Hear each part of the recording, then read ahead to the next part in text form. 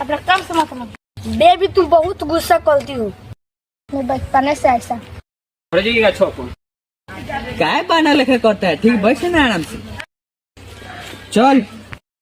ए यार 1 मिनट रुक ना। 1 मिनट हो गया यार।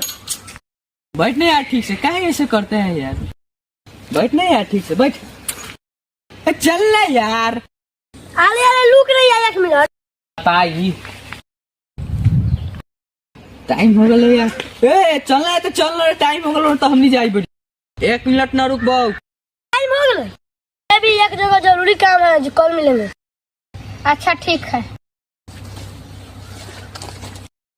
इन भाषा रोज के रोज डेली के डेली यही टाइम अब कहाँ चल जाने।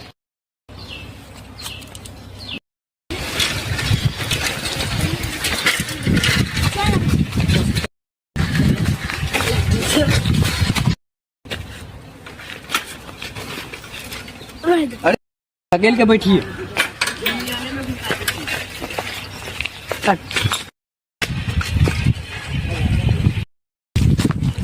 कहाँ से कहाँ जा।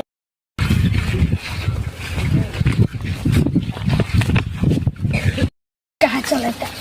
अरे बुटलिया है धूप में तोरे चलते कष्ट करते हैं यार। तोरे चलते मैं क्या क्या कष्ट करते हैं।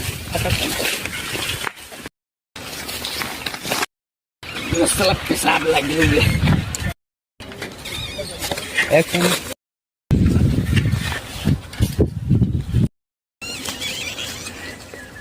थक गेलियो भाई।